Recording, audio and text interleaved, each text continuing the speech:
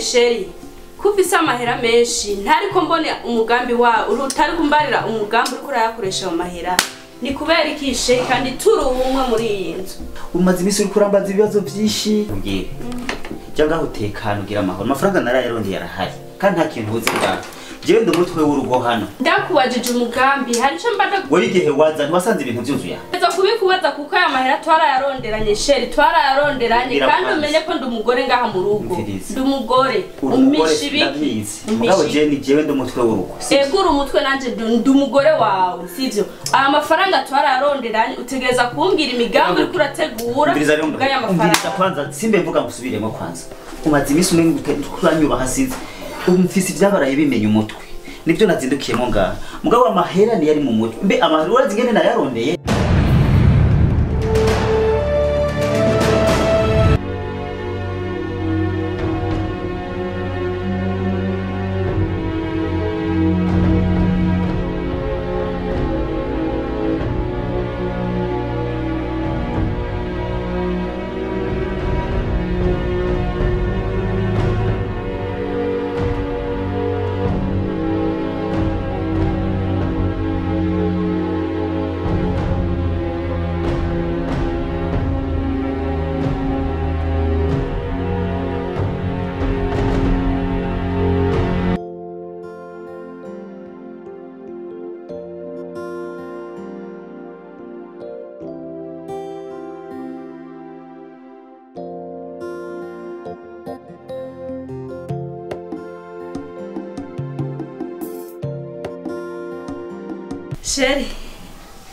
Sheri ko wabyutse kare ego byashitse hari ibintu byinshi ntegereza gukora uno munsi urana ofisi ibintu byinshi je ndafise ico ngomba kukubarira none Sheri kufisa amahera menshi ntariko mbone umugambi wa urutari kumbarira umugambi uri kurayakoresha mu mahera ni kubera ikishe kandi turi umwe muri iyi nzu umaze imisi uri kurambaza ibibazo byinshi ubwire cyangwa utekana ugira amahoro amafaranga narayarondeye yarahari kandi nta kintu uzi ngaho jewe ndumutwe w'urugo hano ndakubajije umugambi hari cyo mbada wari igihe waza ntiwasanze ibintu byuzuye Eza kubikubaza kuko aya mahera twarayaronderanye Sheri twarayaronderanye kandi umenye ko ndi umugore ngaha mu rugo ndi umugore umishi biki mugabo jewe ndumutwe w'urugo egura umutwe nanje ndi umugore wawe sivyo aya mafaranga twarayaronderanye utegereza kumbwira imigambi uri kurategura bw'aya mafaranga kwanza simbe mvuga ngusubiremo kwanza umaze imisi umwe kuranyuba hasize umfisi byabaraye bimenye umutwe nibyo nazindukiyemo ngaha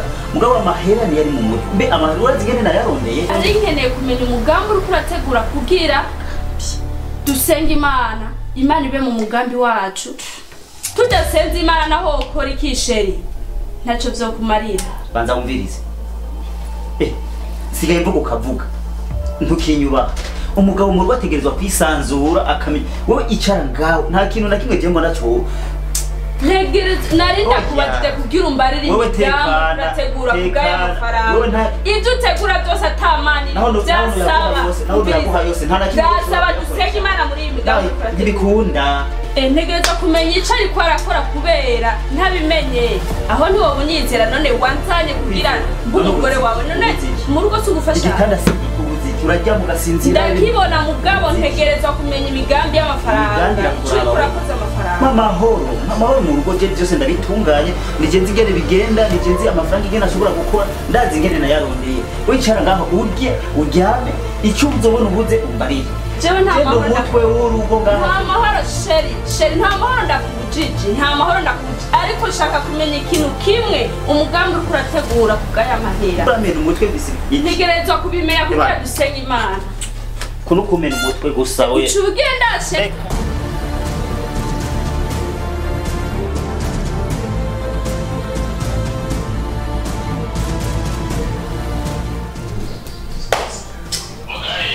ingozi uvuga mana yaje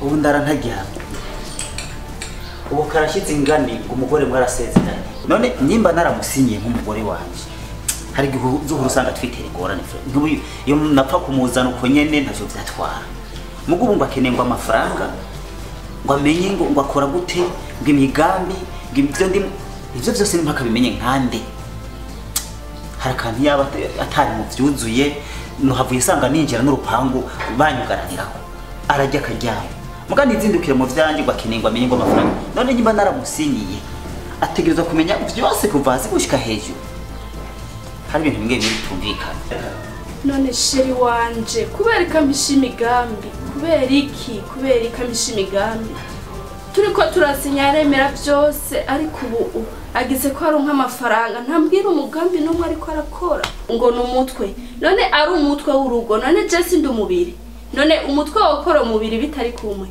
umugabo gabasha yampinduriye mu misi mike tubane yampinduriye tugisinya aranyemera ibintu byose none nguye ararusa amafaranga ntashaka kumbarira umugambi ariko arakora nashaka kumbarira umugambi yitwaza ngo we mama ngo numutwe none ari umutwe none je sindi umubiri umutwe wokora bitari kumwe n'umubiri Yesu we umushinga nayo wanje ariko hageze mu magogo imigambi yo ntashaka no kunyereka sinzi gituma ndaje nitego faza ndamubwira ibintu byumvika no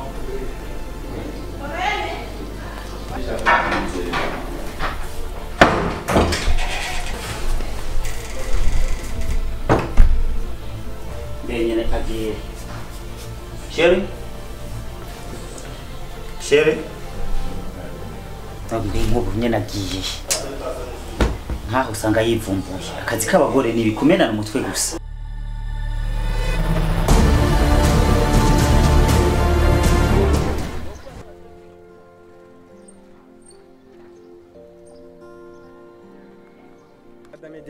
Namahoro ni sawa jana. Ego vrema ni sawa. Urakomeye. Ego. Amakuru imisi. Ni meza. Amakuru imisi. Ngiyawe yafa kwisoko. Urakomeye. Ego vrema jenda gu. Mazi imisi ndakurondera wewe. Jewe. Warandondera urambura ko niruka je mu. Mbwira no. Ndagufitiye. Urazidiriye nshaka. Shaka. Ndaguha akazi. Untohoreze ico umugabo wanje. Aha kora nivyo ajejwe uzo gukora nukuri ico uzoshaka cyose uzogira aho numye ikitagumye ngaho uzobishobora yo akazi k'ubukomisiyoneri aho vremo numye ikitaguye ngaho uzontohore ico akora nukuri je nzoguhemba ico ushaka asha je vrema ndi prêt kuri ico cyose ukeneye nta kibazo jewe nditeguye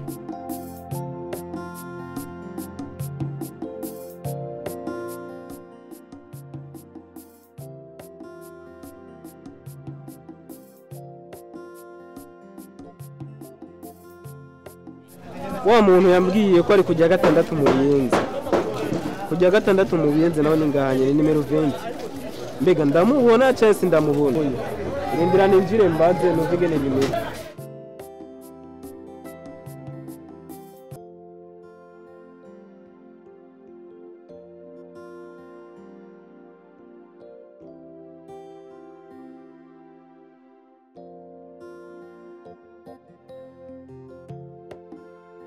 Braza vipi muraguye yego turaho kubera ngawe ndo nganye zobere yo ngaho sawa nagomba ndakwibarize nzi musako bikuru yo mbagapya managiba nagomba ndakubaza ari umubosi kwa Bosco umujamu kujya ujya n'umugaga turamuzi n'umugaga ngaha wani ibi byose ubona ivi wi rero ko sana kiwi wiwe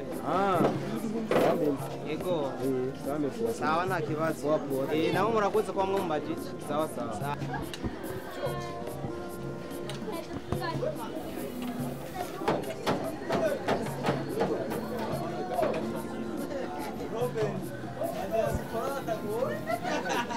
François.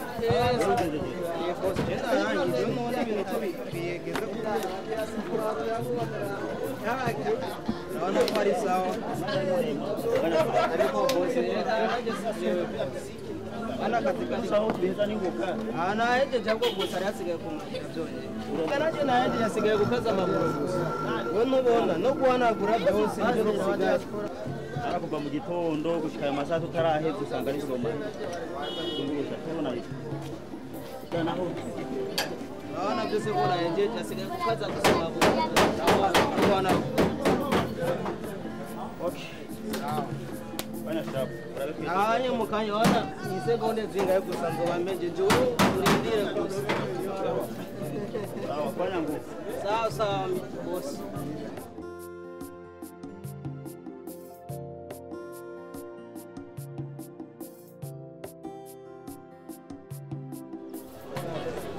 man. Uragunda.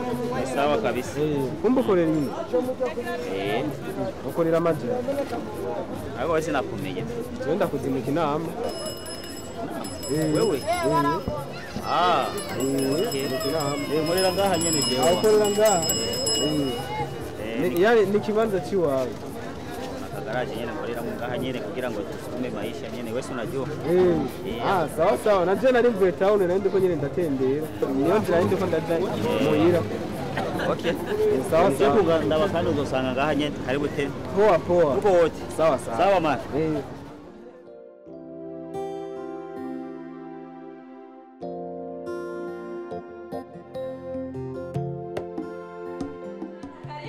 Ego vimeme. Ashisanga ndiko ndasoma ijambo ry'Imana ngaha. Ibyo ariko urasoma. Ego. Misale. Ego vimeme ndashima nawe urakunze. Ndashima n'ukuri. Hanyuma nari ndakoze neza ahubwo. Byabintu abantu bakonze narabitunganya. Kono kuri? Vimeme narabironse ndafise ukuri. Ndasisa. Ego. Wararavye neza. Umubose wo mu Buyenzi afise garage. Yiwiwa gawe. None mu Buyenzi kumenga hari abagabo babiri basa. Waratoje neza. Ujyanye n'uzi. Ujyanye. Kuba binyarukije. Ndetse nabivuga je ko nagutonga nari ndahaciye kubera iziya nkuru nazirose araciye iminsi ndazirose. Nayo cenga ndavyibuka mvuga reka ncenga ndaguhita neza ndakubwira ivyo ngene cyari. Urakoze cyane. Urukuru urakoze. Ego same. Ego. Mugire umunsi mwiza. Sawa. Ego. Sawa. Oh Jonathan. Garuka gatowe. Nagira ndaguhe iyi mpimbo yawe. Niyo usanganye kubera nta yandi nari bwaronke kubera urabona nyene ibintu by'ubu. Nta kibazo cyaricyo cyose vrima mensi. Ego. Sawa sawa.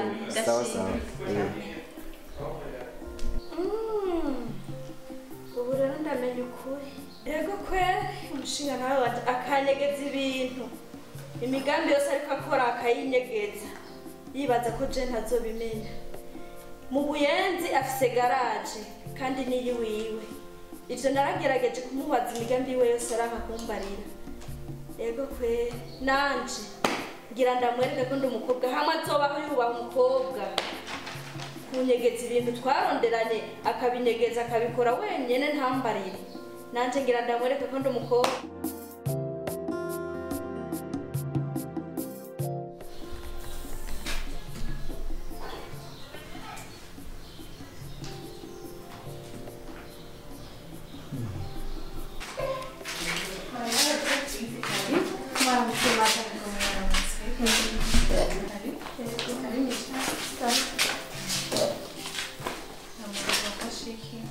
Boje numvise itangazo ku radio numva ko ngaha mu hari akazi muri ko muratanga muri ko murangaje abakozi nanje gusaba akazi mu byo nigiye nabonye nosaba ariko ujisa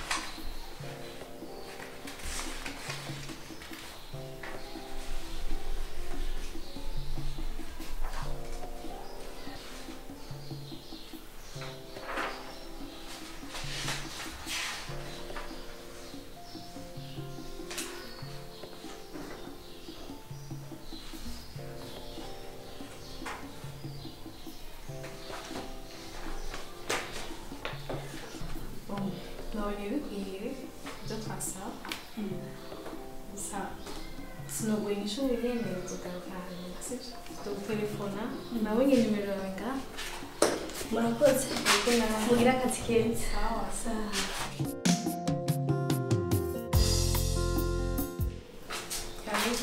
mwaramutse narije mwaranterefone mumbwira ko dosiye yanje akazi nasabye byagenze neza aranje kubaza kuno bimeze dosiye yawe rekoremo kigeli w'imana yagushirije arayiraba arayemera avuga ko byemera kurema umeze neza niyo mpamvu namutelefone uze muvugane akakubwira ukuntu n'urutonde rumeze ngaho akazi ingena akazi nyine usanga nyine biza kwiga. Urakoze cyane. Namushikira gute? Ngenda gutware.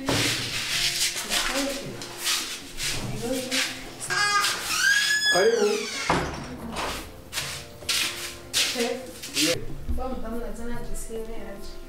Umudamu Diane. Yes, dossier yiwe twarisuzumye dossier yiwe ikwije amategeko mubwire sorry amadosiye naguhaye ageze he? Dossier nkunda gutungana. Uko zitungana zizarangira ryari? Ndashaka ubwire n'ingoga unamusubime sa murakoze mubwire karibu.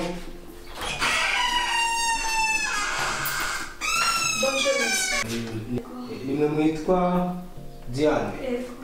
Ego hama amadosiye yanyu twarasuzumye yose vraiment twasanze mukwije amategeko.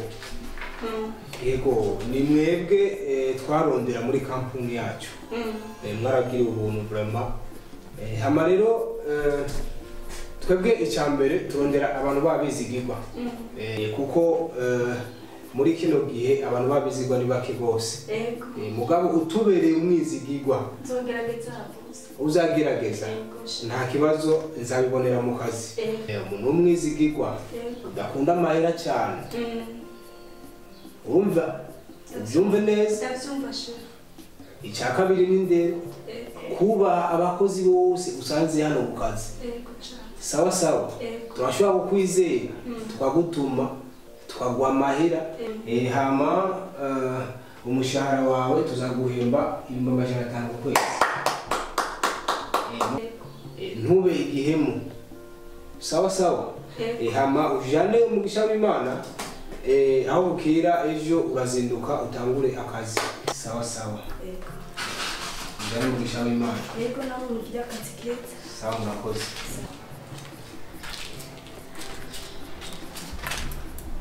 Ego kweli. Ubundi ndarosa akazi 500. Gira nkomeshe umugabo. Ndamukomeshe mpaka. Nzomugira kunkorera 200,000, 580. Ndashaka kumufuko. Ego kweli ngiye kumukomesha. Imana iranyishure.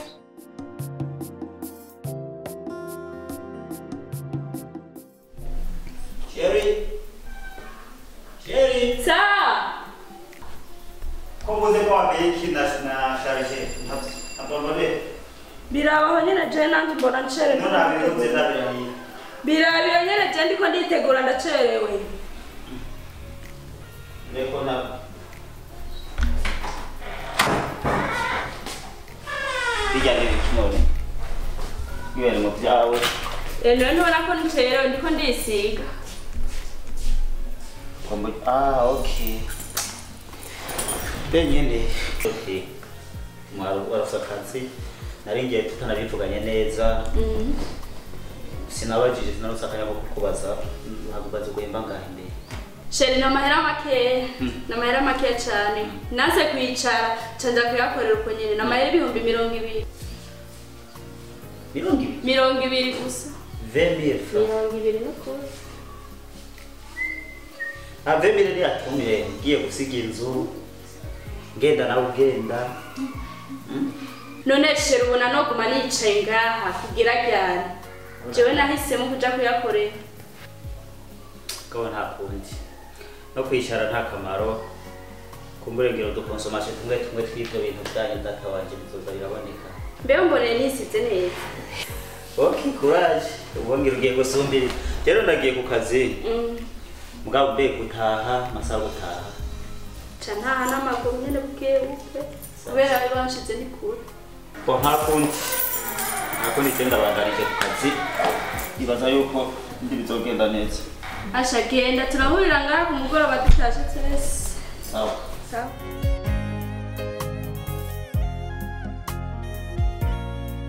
Ego kweli. Mu myaka 3. Ego kweli ndabona ico nahuye mu myaka 3 nkoreye ubu ndafite amafaranga telefone y'ibihumbi 500 ndagura super ndagura none reka niga umugambi cyo nyene ngura inzu ndayigura mu ibanga hamwe umugabo atazomenya n'ikintu niki kuko nawe yaramishije ivyiwe ndakwiye kugura inzu ntabwo usigaye mti umwanya ashaka kubera amafaranga Jenny nari ngokumbeti cyane Amusi nabadiga. Mugaje shaka ko tuyaga ibintu gusamaza shira gushira pembeni. Kana utora uzura. Oya sheri suko. Nda telefone. Sheri oya kuba tuyaga ibintu nyene vyakamara. Uri mu telefone wana. Sheri Jenny arifite ikibazo. Ibibazo ahantu jewe hangeza ahantu. Iyo nakiriye abashitsi bataha bariko baramwegeza. Shama ndambye narusha n'ahantu. Wewe ahantu urabona neza. Ku mwanya ngeze ko jewe. Jewe ubona ko ngiye kuguma ngaha. Nashaka ndagusabe neza mu kirundi ciza ahantu tuhimuke sheri. Ubwo mwari we ubwo musubira. Sheri ni habi no. Sheri ni haraba mukuri. Yera bizose sheri habi. Nakira abashitsi bagenda baramvuga. Shaka ikibazo. Hari hano hari anabonye. Sukuri sheri ni heza. Sheri ndakubwiye. Hasumba gaha. Sheri oya sheri. Hasumba. Nsubi. Raba sheri kuri inzi yashajije iyi nzu njyandambiye kuyibamo. Ndabikubwiye. Ndabikubariye. Wahabonye. Nahabonye. Jewe nahagiye ni heza cyane sheri ndabikubwiye ni heza. Nutuzi uzohora wowe gutuzi dushunuka ku mutwe.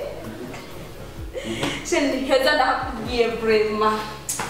Ariko rero mugabo nagomba kuraba ngene ingunganya tugura ku dekarasa nakamodoka ko kuzatratemba. Oya sheri. Umuduga ni mwiza mugabo gutahana umuduga utahana nubwo urumva ari vyiza. Oya twari kwimuka ama tukagura umuduga tubantu heza cyane. Yego kandi sheri. Wabajije be. Nabajije n'amahera makeya cyane. N'amahera make cyane 500. Kutanga none ibihumbi 500 ni menshi. Si menshi vraiment. 500. Si menshi sheri. Waregerani. Si menshi. Nube warite ku kazi kaba. Siniyo. 2000 uhembwa. 500 maze kuba makeya kuri wowe. No 500 no mahera makeya sheri. N'amahera makeya cyane amahera 500. Ibihumbi 500. N'amahera makeya ku rugero ngeze kuraba. Nambara sipere. Nakubwiye cyenda musoro. Kandi hakamara ko kwama mu nduru nibiki. Tugende twara. Chancho gukunda sheri. Turabe kwanza yuko iyo nzu ikwiranye n'ubushobozi. Ariko nzoshobora kubira. Oya ndabizi neza cyane urashima kuko nanjye nashima. Uri umutwe ndakuba nanjye ndumubi. Sisi. Umutwe n'umubiri bikoranye n'ama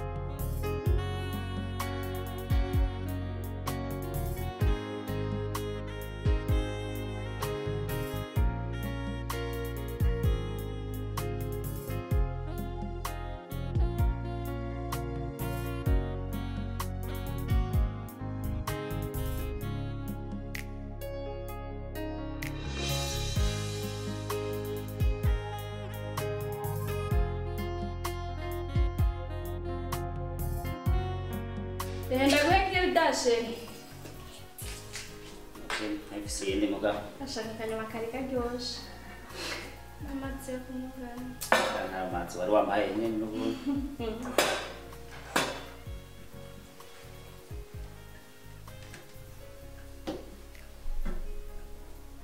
Hawa runyote. Sheri. Waratinze. Shaka fromage. C'est sawa. Ni sawa froma kandi merci. Ariko rero ikintu naje nashaka ndagusaba ndagiye gusabye gusa mugabo nibaza ko kigoye cyo nshaka gufasha. Ndabona twimukiye mu nzi zimvye. Kandi nziza. Nziza ndabihakanye basi. Je natunakara. Urumva consommation wana ko yaciye yongera. Jiwe ndiho inzu na ratio. Yego. Mano turi tuntu twoshoboka amakara bene ivyo mugabo nawe urabe nk'amatara n'amazi ibintu bene ivyo amanaje yo kipe kuri ha inzu no kuri ha ratio vy'amakara nzobikora. Sheri nta kibazo nzobikora. Ndabikwemera. Uri concentré ko? Ndabikwemereye cyane kuko ni ivy'iwacu. Okay. Bon, naona sawa. Hapo nashukuru sana kabisa. Sema asante kwa chakula, nasikia nashiba fresh. Huko nanje nakora masani. Nachoka sana, nataka pia naenda kulala kidogo muziki gato. Ugiye kuryama? Ndio okay. Nta kibazo najingira muri bivyo. Ndombo hamugaruke gatoyi. Ariko. Ambere mubane nje kuruhuka gato. Okay, sasa sheri. Nashukuru kwa chakula hivi. Nasikia natanda kumuzika kidogo. Kidogo gato. Isigaye. Unaza kulizogenda kwenye. Genda uruhuke neza sheri. Merci.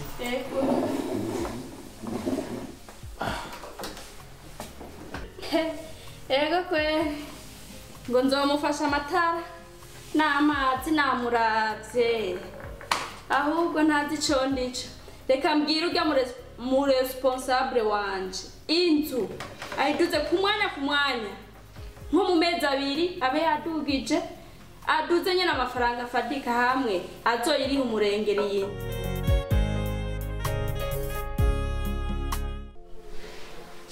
Hello. Salama ba. Sawa si nilikwambia amortisere za Haria za Arion ndo utaleta. Za Dubai zimwe ziza ziri complet.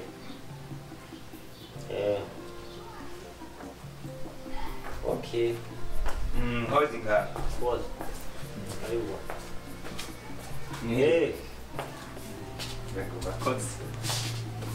Yego baba. Sawa, usijali. Leo nimepumzika tu niko nyumbani. Kinachohitajika mtaniita basi hamna tatizo. Lakini vile vile tuipanga viendeke sawa. Asante. Okay, karibu ba. Eko. Asante sana. Razano. Ashimwe ko. Okay. Andi wana ndimo mazire niwoha. Naje nabagende no munsi. Karibu eko. Abone muri no munsi ndaruhuka amaze imisi akazari keshi narushe. Zikaje kuraruha cyane niwora. Nari nziko mbere ntaza kugusanga nga. Eko. Iho ndi kabisa watomboye. Natomboye no ko. Eko. Okay. Abo razi cyari twinzanye. Nanje bari bandungikanya ka message. Nyene nzi yarantumye ndakubwire ko yongeye ko. Yongeye ko yombi amajana abiri ku mahera wari isira ko yubaye ibihumbi amajana ane. Yadugije. Ego. Amajana abiri. Ego. Bivuye kuki? Cendi numwa. Ewe ko ari wezo uhagararira urupangu. Igihe naza ikintu mwongeye ko ngaha cyo tuma muvuga ko mwongeye ko ayo mafaranga yose ni cyane. Jewe Ivyo ntibishoboka. kandi ko cendi numwa. None mwibaza yuko erega amafaranga se wende tubora Michel Zami. Tuzoyakura he none? Ese iyabaho hari ikintu yongeye ko umuntu akabona ati hari ikindi kintu kiyongereye. None idushe uko nayisaze ki yarashize ko shofu Shari nukuri jewe. Oya, ndindira gato. Oya nukuri jewe. Oya, ndindira. Hari ibintu bimwe bitumvikana. Je nukuri nani numwa. Jendi numwa. Nubimpore jewe. Je nubimpore, jendi numwa nabushikanye. Nabwo banyirukanye basi. Jera byonzi ibyo wanyira byonzi. Ibyo wanyira byonzi. Ahubwo nakagaruka. Nabwo banyirukanye. Je nakabaye. Ibintu ntibishoboka. Nahere.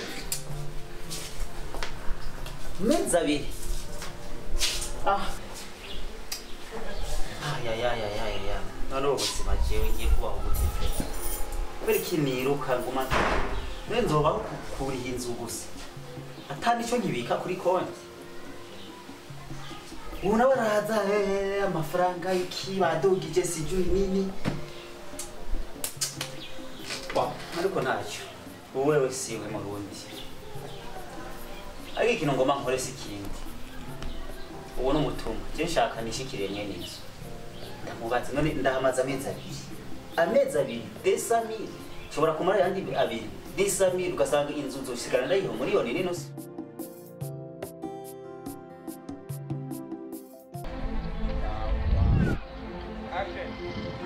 Bosco. Ni nini? Biko nini? Ahangiye kuraba pasti ngene inzu. Nukuri ntakubeshe. Hajya mhanzi ndamuhira 500,000. Ariko haciye amezi abiri gusa. Wapi? Pale kwa unaishi? Pale. Unapanga wewe Bosco? Mimi pale napanga na mlipa 500,000 kwa mwezi. Bora mimi sikuelewi. Unapasha kulisi, unajua mimi ni mpangaji. Sijanunua nyumba. Haja niho mhanze. Niho duheruka kwimukira na madami. Mimi sifika mwa mpangaji. Pale kwa mliamia na namlipa 500,000. Hivi sasa ameshatuma ule mwenyewe kama ni jera wake. Akasema adugije ibihumbi amajana abiri yose. Wewe je ubucemvuga ni hutenze kumuraba ataranjika tubivugane bive mu nzira kuko je nibaza kwagomba kunyirukana nta kindi. Sasa mimi unanichanganya. Gute? Kivipi unanichanganya? Pale mimi najua kama wewe hauko mpangaji. Mimi ni mpangaji. Hapana, ile nyumba pale uko unaishi pale. Maki mke wako acha kwambia? Ile si nyumba ya mke wako ile. Nini? Ile ni nyumba ya mke wako. Ukabijua waje wewe? Mimi si niko mchungaji. Pale tunapanga. Pale sisi wapangaji. Pale upangi. Mimi kwanza niko nakushangaa. Pale ni kwa bibi yako. Mke wangu? Mke wako. Ina maana acha kwambia? Mke wangu Diane. Mke wako Diane. Bosco. Kwa jina la Yesu Bosco. Bosco.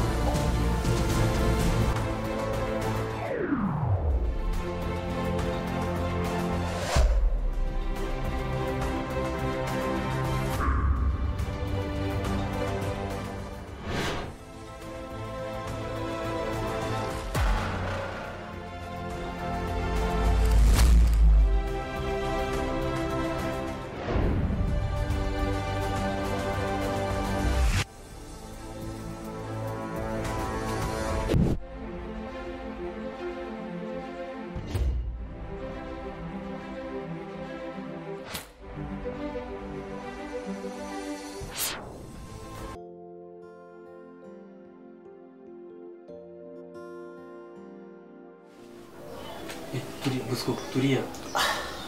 Tulia hapo kwa hospitali usiogope. Tulia. Pastor ni wewe? Niko hapa ni mimi. Tulia. Ni hospitali hapa. Ile sasa tulikuwa kule ulianguka. Sasa nikakuogota hivi tuko hospitali. Hapa tuko hospitali ku 19 Ruyigi Kinama. Hospitali inaitwa Kurineza. Usiogope. Tulia.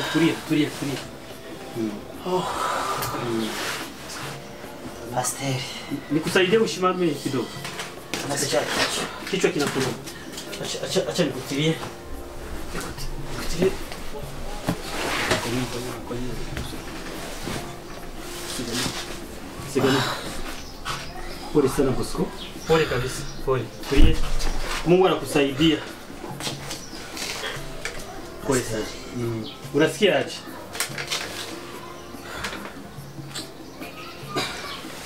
Pastor, mimi nachoka na maisha. Unachoka na maisha? Kwa nini? Bora nikufe kuliko kuishi na yule mwanamke. Hapana kabisa. Jia nini? Sasa Pastor, ndoa gani hii? Ndoa gani hii kuishi na yule mwanamke? Haiwezekani. Kila siku kila dakika nakuwa na matatizo mbalimbali.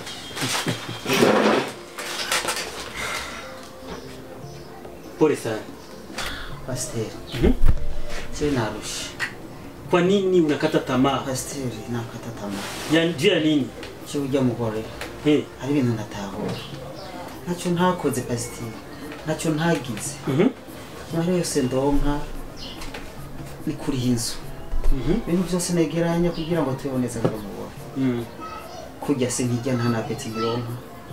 Nta nagafana nginwa. Juu ya nyumba kubera inzu. Gushikana aho numva ngo bayidugije kumbi inzu ni y'umugore. Ijuru bitabo. Nta kintu gisigaye pastor. Aho ni bishi. Kishaka nawe kana. Akora inapfuye. Sikia ndugu yangu Bosco. Nta gisigaye pastor. Kiasi umugore wa kubana ngereye kwa Bosco, sikiliza. Maandiko matakatifu yanasema hivi katika kitabu cha Waefeso sura 4 mstari wa 25. Acha tusome kidogo. Biblia inasema hivi, enyi waume wapendeni wake zenu. Bosco, ule ni mke wako. Nampenda lakini. Unapasha kumupenda. Kumupenda inamaanisha kumujali. Kumupatia mapasho yake yanastahili. Unapasha kuhakikisha anakula vizuri, unamuuzia nguo, unamuuliza habari, mkiamka asubuhi unamuuliza sheri wangu uko aje. Unapasha kujitoa juu ya mke wako. Hiyo yuko unasema unahangaika, unateseka. Ni kawaida, mwanaume unapasha kuhangaika. Unajitoa juu ya mke wako. Zofa kweli. Sikia kitabu cha Malaki sura ya 2 mstari wa 15. Biblia inasema hivi, Mungu anachukia matengano. Mimi siko tayari kuona mnaachana. Mimi kama mchungaji wenu kanisani siko tayari kuona mnaachana. Kuachana ni dhambi. Divorce Ariko pastor. Niwe yatumye mba muri yanzu y'amafaranga makeshi. Keta muri jansi. Iriho amafaranga menshi kumbe ndayatangira. Sasa si ni nyumba yako, sinilisha kwambia. Si wacha amafaranga mazimi sintanga. Yani unaona Bosco. Sanje vyose vyahe. Tatizo ni aje? Wewe unaona kosa haikosolewe na nyingine kosa. Kama yeye alifanya kosa, wewe upashi kufanya kosa. Wewe play pati yako. Yani wewe zingatia majukumu yako. Wewe uko na jukumu ya kumpenda kisi maandiko yanasema. Bosco, mimi siko tayari kuona kuna divorce. Kwa hiyo Bosco, kumbuka kama divorce ni dhambi mbele ya Mungu. Mungu anachukia matengano. Kitabu cha Malaki sura ya 2 mstari wa 15 na 16, Biblia inasema kwamba Mungu anachukia matengano. Usimwache mke wa ujana wako. Ule ni mke wako. Hata kama kuna kosa ilionekana amekuficha, labda na wewe kuna wengine wamemuficha. Unaelewa? Sasa kosa mbili haziwezi zikaleta shauri. Kama yeye alifanya makosa na wewe sio lazima ufanye makosa. Wewe ni kichwa. Bosco, mimi naona juu umechoka sana. Nafikiri umenielewa. Mungu anachukia matengano. Mungu anakataa kabisa. Siko tayari kuona unaachana mke wako. Ule ni ubavu wako mpaka kufa. Sawa. Sawa naelewa. Sawa, na hivi hapa umeshasikia vizuri. Kwa hiyo mimi nakuacha kidogo. Nishampigia mke wako yuko anakuja. Hivi nafikiri kwa mjana. Nakuja hapa upoone. Na mke wako hivi naenda kuonana naye na yeye niongee naye. Sawa, asante. Sawa, asante. Wakoze kunzana hano. Sawa.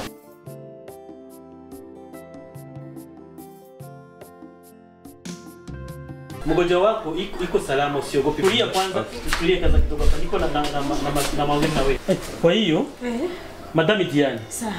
Kwa hiyo usina shaka, mume wako hivi anaendelea vizuri sana. Lakini inapanda. Ndio. Juu ya mume wangu. Lakini usiogope. Niko na maongezi kidogo na wewe. Asante. Nitaki kuuliza swali. Hivi mume wako unampenda kweli? Nampenda sana sana, tena sana. Asante sana. Sasa hivi kama mtu unampenda, unaweza kujaribu kabisa kumuoa? Mimi nikamuoa. Mume wako unatamu? Pastor, navyo nashobora kwica umuntu. Ndio. Unajua juu ya nini? Kwa sababu umemficha kwa nini kama uko na nyumba? Pastor, nawe ne yaramishije ubutunzi bwiwe icabukoze. Ego. naragerageje kumubwira ati sheri nyereka ubutunzi bwawe uri kubukoresha gute, imigambi uri kurakura niya gute. Ntiyashimye kunyereka ikintu na kimwe. Nanje Imana ikirampezagiza akazi candagura inzu yiwanje, candayimuhisha kandi ndamuhisha n'umushahara. Namubwiye ko mpembwa ibihumbi 200 kandi mpembwa ibihumbi 500. Sasa kwa hiyo ndio kosa kwenye kufanyia hapa. Nawe naragize kosa ari ndio Madame Diane, nisikie vizuri. Niko ndakumva. Maandiko matakatifu yanasema hivi. Katika kitabu cha Efeso sura 4 mstari wa 22. Ya kwamba ninyi wanawake tiini waume zenu kama gisi Kristo anamtii Mungu na kama gisi kanisa linatii Kristo. Kwa maana Kristo ndio kichwa cha kanisa. Sasa kwa hiyo kumtii mume wako sio kumficha. Ulifanya makosa kumficha, maandiko matakatifu yanakataa. Kwa sababu ukificha mwanaume kitu atafaona kama kuna mimi mengi unamficha. Sasa gisi nilikuwa nilimwambia kwamba mimi nimetoa siri na mwambia kama ile nyumba ni yake. Sasa unaona akaanguka hapa angekufa na unasema unampenda. Pastor, ico nagomba ndakubwira umfashe. Fasha umperekeze ngende kumusaba ikigongo musheri wanjye. Ndio lazima uende umombe msamaha mume wako kwa sababu ulifanya kosa. Pastor, tutajanye yonyicha tujane pastor. Acha mimi kama mchungaji wako kanisani. Acha twende umombe msamaha. Bosco, mimi kama nimekuja hapa kama mchungaji, niliona siwezi mke wako siwezi nikabakiana naye kule. Lakini nikaona siwezi nikamwacha aje mwenyewe huko, anaweza kuwa dega. Nikasema kama mchungaji, kama baba yenu wa kiroho, nije hapa nisaishe liswala. Kwa hiyo Diane, nisikilize. Bosco ni mume wako. Kwa hiyo maandiko matakatifu yanasema hivi katika kitabu cha Efeso sura ya 4 mstari wa 22. Ya kwamba enyi wanawake tiini waume zenu kama gisi Bwana anavyomtii Mungu na kama gisi kanisa linavyomtii Yesu Kristo. Kwa hiyo mume ni kichwa cha nyumba. Wewe nao ni mwili. Kwa hiyo unapaswa umtii mume wako katika kila jambo. Na kumtii mume wako katika kila jambo ni kuhakikisha kati yenu pasiwi siri. Unaona ile siri itamuwe mume wako. Wewe unikuuliza kama unampenda ukasema unampenda. Sasa kama unampenda mtu unaweza ukataka kumuua. Angalia mume wako kama angekufa. Siri Mungu ndio alisaidia juu ya maombi tukaomba Mungu akamrudisha. Sasa kwa hiyo na kuomba sana wewe ndio mtii. Usimficha kitana kingine kitu. Si sawa Diana. Hakikisha unaenda naye vizuri, unakuwa mjali, unapasha kumheshimu, unapasha kumjali, Bila napenda unafanya kuambia mke wangu mimi sitaki vitu vya mamesha, unaachana navyo. Kwanza angalia gisi uko. Hivi ni vizuri. Na hii ndio gisi Biblia inataka. Sasa kwa hiyo mume wako anakupenda. Na wewe Bosco, Biblia inasema katika kitabu cha Efeso pale chini Efeso sura 4 mstari 23. Biblia inasema enyi wanaume wapendeni wake zenu kama Kristo alivyoipenda kanisa akajitoa kwa ajili yake. Yaani wewe unapaswa kujitoa kwa ajili ya huyu. Hakikisha unampenda, kumupenda utamvumilia. Wanawake wana mengi. Wana makaprisi, wana tabia zao. Anaweza kaamka asubuhi atashona na mtu lakini anavimba tu. Sasa kwa hiyo wewe jitahidi unamchukulia tabia zake. Unamvumilia, unamuzia kakitenge. Lakini pastor, kama unatushauri na yeye anapaswa kusema neno ambayo litasababisha na mimi niamini. Kwani mimi nimeshachoka. Naona kama hivi ningekufa. Hapana, ile nyumba sangebakia ndani mimi nishakufa. Hapana, hata hivyo mkeo mtaiachaka. Ikani tu hapa kudunia kupita. Kwa hiyo kitu cha hapa kiko hapa. Mimi nishawaambia neno la Mungu kwamba jukumu ya huyu ni kutii, jukumu yako ni kumpenda na kumpenda ni kumvumilia, kumjali kwa kila kitu. Unapaswa kuhakikisha hautamtakia mabaya, mpende huyo mwanamke huyo. Ni mke wako tena huyo mwanamke. Nijua alifanya kosa ya kuficha lakini ni mwanamke wa akili. Usimwache maisha. Ndio. Na ukimwacha mwanamke, hautapata mwanamke mwingine kama huyo. Wanawake ni wengi lakini mke ni mmoja. Ndio unatoa kwa Mungu. Maana Biblia inasema kwamba apataye mwanamke anapata kitu chema. Huyu ni kitu chema kwako. Lakini kosa lako tu ni ile siri. Yaani kati yako pasipo tena siri na mume wako. Pastor ndafusija. Yego. Pastor. Jana rakoze ibintu. Ndabitumanisha. Shaka nsame mushinga na wanje baba. Ambawadi. Sheri mbabarira sheri. Shana gukorera byose sheri. Sheri naraguze inzu sheri sinayikuhereka sheri mbabarira sheri. Sheri nafukamye sheri mbabarira. Sheri mbabarira sheri. Yo, haleluya. Baba nakushukuru kwa hii ndoa ambayo inarutiana katika jina la Yesu. Mungu naomba wajalie sasa neema yako, waishi kwa amani na upendo katika pasiwe siri, kwa jina la Yesu Nazareti tunaomba tukishukuru.